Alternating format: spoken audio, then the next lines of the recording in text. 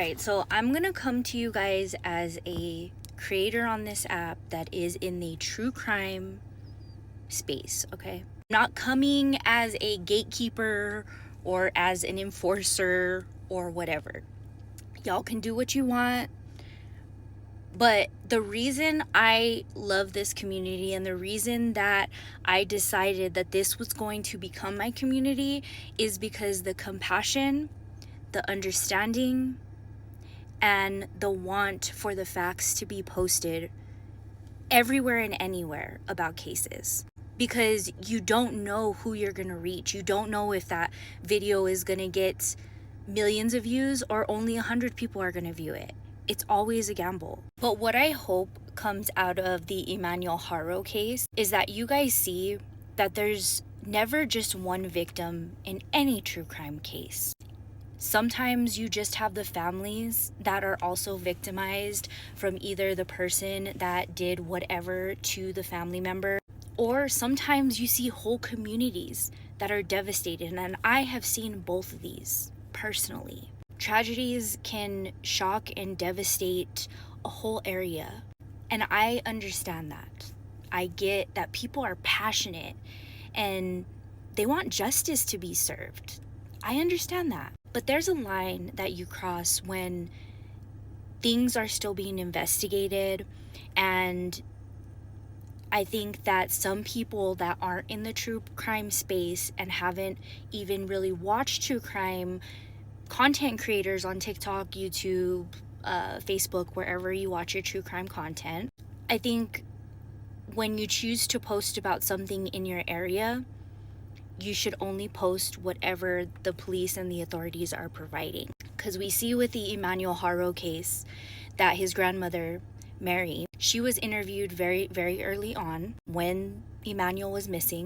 And speculation started arising because of the way that she spoke during that interview. And yes, this was an interview with Ahmed from On the Tierra. He then proceeded to go live and tell thousands of people that are not only his fans, but also in his lives and everywhere else that he gets attention, that Mary, the grandmother of Emmanuel, knew what happened to him and was trying to protect Rebecca and Jake, which we know now because of her impact statement was not true. The whole family never even knew about his first daughter, Promise. And I think it puts in perspective for you guys as well that not everybody knows everything about everything. Some families are separated, some are close. That's just the way things are.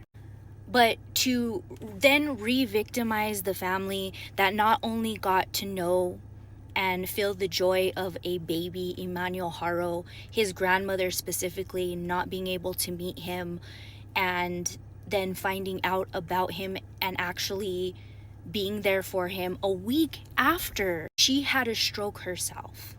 She said in her impact statement that Jake changed Rebecca. Jake kept Rebecca from them. And don't get me wrong, I do not believe, I believe it, but at the same time, that woman watched and allowed Jake to continue this behavior. So she is just as guilty.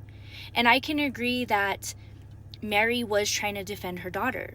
At the end of the day, that's her daughter. In Latino culture, that's how it is. But to drag the family through the mud, and I'm talking about Ahmed and all his people that repeat everything he says as facts, even if he corrects himself. I hope you guys see that there are ripple effects to blatantly giving a theory and making it seem like it's not a theory and it's fact, because this didn't only affect Emmanuel, Rebecca, and Jake. This affected both of their sides of the family, including the family of Promise. So what I want everybody to remember is there's never just one victim in a case.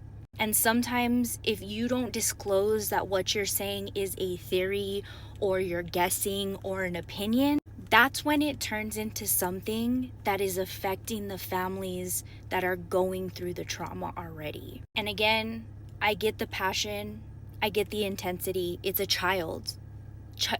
I understand, like, that's heartbreaking, but you didn't know him, and you don't have the right to know when he's found, where he was dumped, and when his funeral is. That's just the simple facts of it. And yes, maybe the community could come together and do some kind of memorial. I know they're doing Emmanuel's Law. I think that's a beautiful law. I 100% support it. But demanding things from something that you have no right in hearing is not the way to go about it.